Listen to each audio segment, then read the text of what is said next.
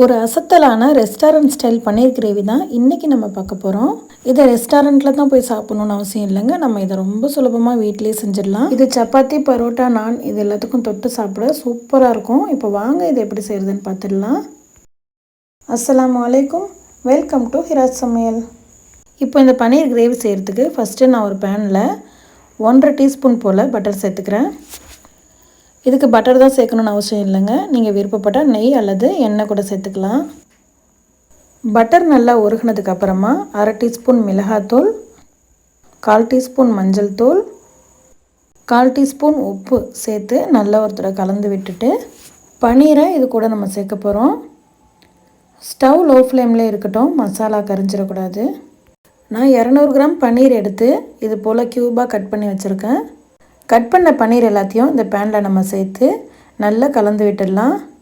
எல்லா சைடும் அந்த மசாலா படுற அளவுக்கு நல்லா பெரட்டி விட்டுக்கோங்க. பன்னீர் அதிகமாக குக் பண்ணோன்னா ரப்பர் மாதிரி ஆகிடும். அதனால் ரொம்ப நேரம் நம்ம ஃப்ரை பண்ணக்கூடாது. ஒரு 2 மினிட்ஸ் மட்டும் நம்ம ஃப்ரை பண்ணி எடுத்துக்கலாம். இப்போ ரெடி ஆகிடுச்சு. இதை அப்படியே ஒரு ஓரமாக எடுத்து வச்சுட்டு ஸ்டவ்வில் இன்னொரு கடாயை எடுத்து வச்சுக்கோங்க. அதில் 1 டேபிள் ஸ்பூன் எண்ணெய், 1 டீஸ்பூன் பட்டர் சேர்த்துக்கிறேன். பட்டர் சேர்க்கும்போது ஃப்ளேவர் நல்லாயிருக்கும், அதனால தான் நான் பட்டர் சேர்க்குறேன். நீங்கள் விருப்பப்பட்டால் வெறும் ஆயில் மட்டும் கூட சேர்த்துக்கலாம். அடுத்து தாளிக்கிறதுக்கு நான் இங்கே ஒரு பிரியாணி இலை, ஒரு துண்டு ஜாதி பத்திரி, ஒரு பட்டை, 2 கிராம்பு, 2 ஏலக்காய் இது எல்லாத்தையும் சேர்த்து நம்ம தாளிச்சிக்கலாம். இப்போ இந்த பட்டை கிராம்பு எல்லாம் பொரிஞ்சதுக்கப்புறமா பொடியாக கட் பண்ண 3 பெரிய வெங்காயத்தை நான் இதில் சேர்த்துருக்கேன். வெங்காயம் சேர்த்ததுக்கப்புறம் நல்லா வதக்கிக்கோங்க. இது கோல்டன் ப்ரௌன் கலர் வரணும்.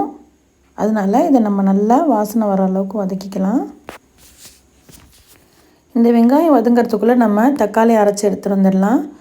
அதுக்கு நான் இன்றைக்கி 5 தக்காளி எடுத்து இது மாதிரி கட் பண்ணியிருக்கேன்.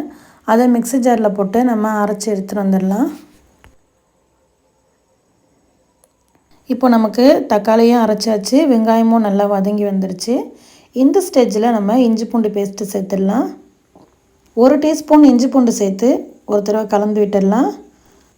கூடவே 1.5 டீஸ்பூன் போல் நம்ம கடலை மாவு சேர்க்க போகிறோம். கடலை மாவு சேர்த்துட்டு அந்த வெங்காயத்தோடு நல்லா ஒரு தடவை ஃப்ரை பண்ணி விட்டுடலாம். எதுக்காக இந்த கடலை மாவு சேர்க்குறோன்னா நல்ல ஒரு டெக்ஸ்சர் கொடுக்கும், நல்ல ஒரு கிரேவி கன்சிஸ்டன்சி கொடுக்கும். அதனால தான் நம்ம இந்த கடலை மாவு சேர்க்குறோம். அதோட பச்சை வாசனை போகிற அளவுக்கு நம்ம வெங்காயத்தோடு சேர்த்து நல்லா வதக்கி விட்டுடலாம். நல்லா வதக்கினதுக்கப்புறம் மசாலா சேர்க்க போகிறோம். 1 டீஸ்பூன் மிளகாத்தூள், 1.25 டீஸ்பூன் மல்லித்தூள், 1/2 டீஸ்பூன் சீரகத்தூள், 1/2 டீஸ்பூன் கரம் மசாலா இது எல்லாத்தையும் சேர்த்து நல்லா அந்த வெங்காயத்தோடய சேர்த்து நல்லா கலந்து விட்டுடுங்க. மசாலாவை சேர்த்துட்டு இந்த வெங்காயத்தை 2-3 தடவை கலந்து விட்டதுக்கப்புறமா நம்ம அரைச்சி வச்சுருக்கிற தக்காளி கூடவே 2 டேபிள் ஸ்பூன் போல் தயிர் நல்லா கலந்து விட்டு இதில் சேர்த்துருங்க. தயிர் நல்லா கரைச்சி விட்டுடணும், கெட்டியாக இருக்கக்கூடாது. தக்காளியும் தயிரும் சேர்த்ததுக்கப்புறம் அதில் உள்ள பச்சை வாசனை போகணும். அதனால் நம்ம இதை கொஞ்சம் நேரம் கொதிக்க விட்டுக்கலாம். 1 நிமிஷம் போல் கொதிக்க வச்சதுக்கப்புறமா நமக்கு கிரேவிக்கு தேவையான அளவு தண்ணி சேர்த்து இதை ஒரு மூடி போட்டு மூடி ஒரு 5 நிமிஷம் போல் கொதிக்க வச்சுக்கலாம்.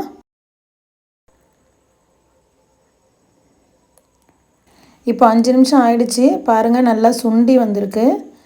இதை நல்லா ஒரு தடவை கலந்து விட்டதுக்கப்புறமா நம்ம ஃப்ரை பண்ணி எடுத்து வச்சுருக்கிற பன்னீர் எல்லாத்தையும் இது கூட சேர்க்க போகிறோம்.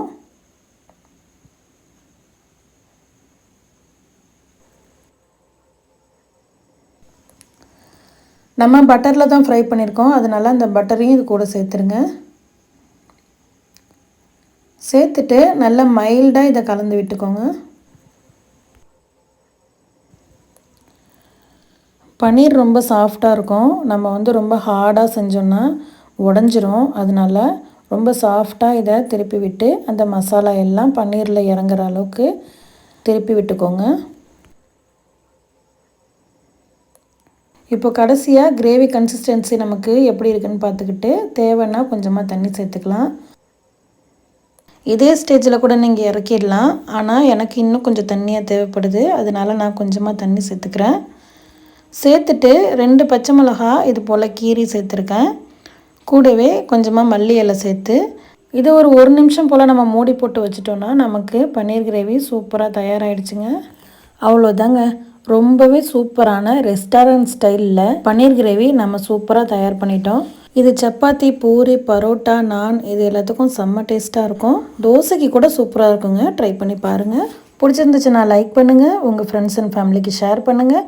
நம்ம ஹிரா சமையல் சேனலை சப்ஸ்கிரைப் பண்ணிக்கோங்க. தேங்க்ஸ் ஃபார் வாட்சிங்.